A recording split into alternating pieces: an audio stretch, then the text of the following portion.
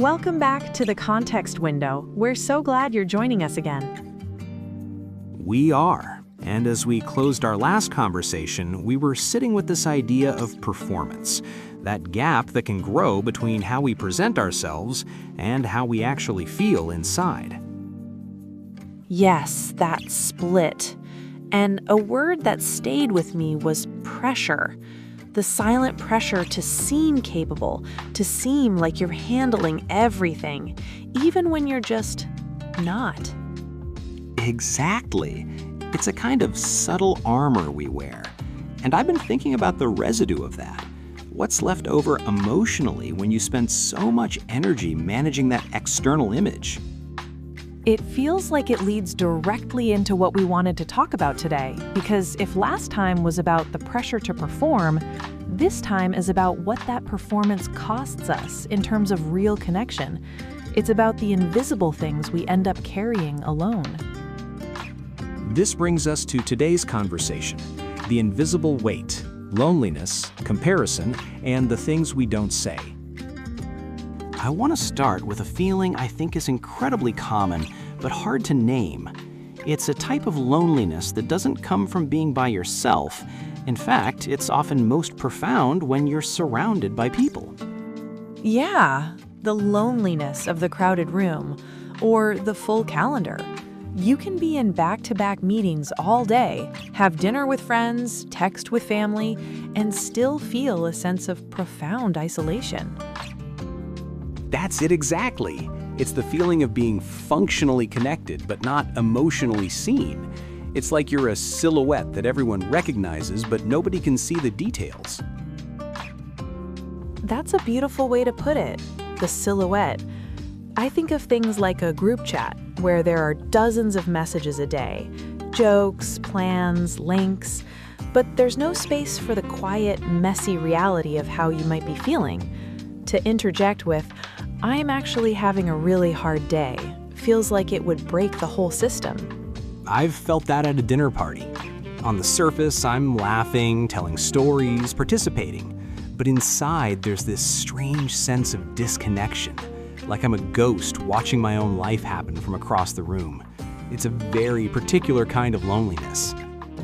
It feels like a violation of the unspoken rules of that space, and that dynamic often falls on the person who is perceived as the strong one or the capable one. You mean like the designated coper? Right, and once you're in that role, the pathways to express vulnerability feel like they've closed over. People don't ask because they assume you're fine, and you don't offer because you don't want to disrupt that assumption.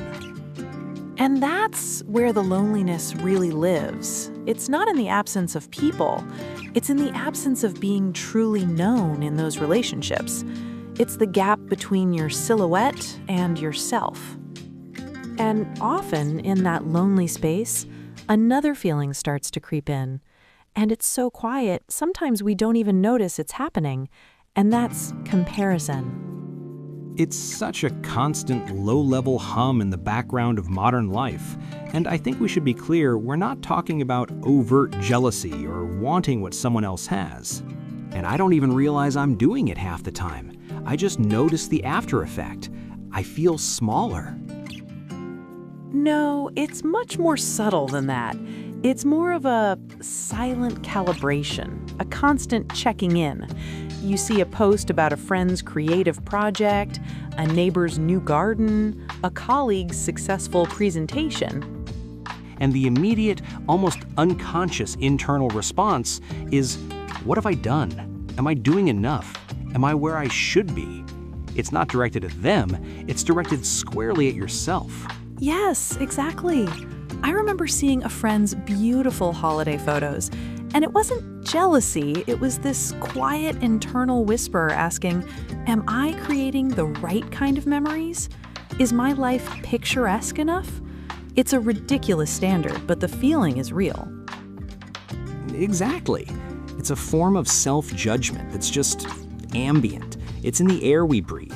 It's not something we actively choose to do, it just happens. It's the weather.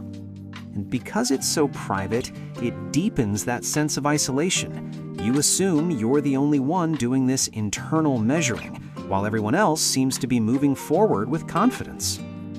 This is what makes it emotionally cumulative. Not one moment, but the repetition of it, day after day, quietly wearing you down. True that. And then what you have is this loneliness of being unseen and this quiet corrosion of comparison. And what that creates is what feels like the core of our conversation today, this incredible unspoken weight that so many of us are carrying. Oh, yes! The sheer effort of it all. The emotional labor of showing up to your life every day, looking and acting the part of a functional person, when inside you are just tired. A deep, soul-level fatigue that has nothing to do with sleep. That really resonates. I've had moments where I'm feeling completely overwhelmed, just staring at my screen. And then I have to compose this perfectly cheerful, upbeat email to a colleague.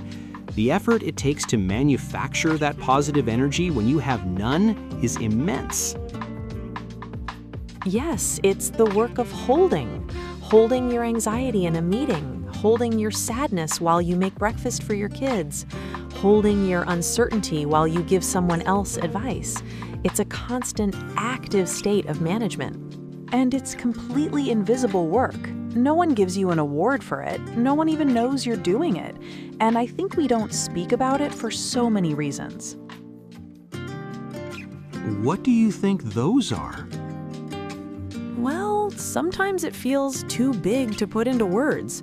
How are you? Oh, I'm managing a decade of existential dread and low-grade grief. But the sun is out. It doesn't fit into casual conversation. Right, there's no script for it. And there's also the fear of being a burden. We see that other people are carrying their own weights, and we think, I can't possibly add mine to their load. Exactly. So the silence feels like a kindness to others and maybe even to ourselves. It feels easier than the complicated, messy work of trying to explain. But as you said before, the silence doesn't make it any lighter. Which leads to a really crucial point here. The purpose of naming these things, the loneliness, the comparison, the weight, isn't to frame them as a personal failure that needs to be fixed.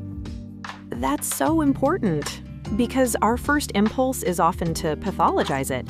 Oh, there's something wrong with me because I feel this way. I need to be more grateful, more positive. I need a 5-step plan to fix my mindset.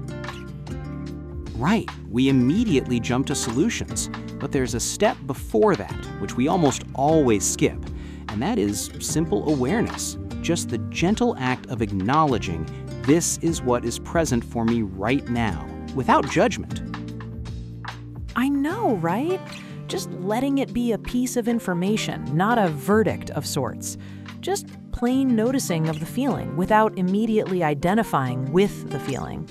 You can feel lonely without believing you are a lonely person. That's a really powerful distinction. It's about creating a little bit of space around the experience, to just observe it, to allow yourself to be a human who is carrying something heavy, instead of demanding that you immediately put it down. Because that demand is just another pressure, another performance, the performance of getting better. And let me tell you that there's a subtle power in that shift from fixing to noticing. When you can simply name an experience, this is the feeling of comparison, or this is that familiar ache of loneliness, it changes your relationship to it. Having said that, I feel that we've walked through some heavy terrain today. This idea that underneath the surface of our very functional lives, many of us are contending with this invisible weight. Yeah, the weight that is made of loneliness, of comparison, of all the things we feel we can't say out loud. And if you felt a resonance with any of this, the most important thing to hear is that this is not a solitary experience. It is a deeply, profoundly human one. It truly is. And that's where we want to pick up next time. We've spent this episode naming the emotional weight. In our next conversation, we're going to look at what the mind does when it's trying to manage that load.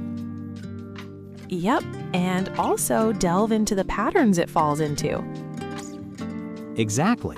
We'll explore things like overthinking, replaying conversations, and getting stuck in mental loops, not as flaws in our thinking, but as protective strategies. The mind's attempt to make sense of and control these heavy, unspoken feelings. So, as always, we're not rushing to a solution, we're just deepening our understanding of the landscape, staying with the context. Precisely. Understanding always comes first. That's such an accurate way of looking at it. So, friends, on that note, we will be looking forward to seeing you next episode, tuning in with us. Until then, thank you for listening to The Context Window.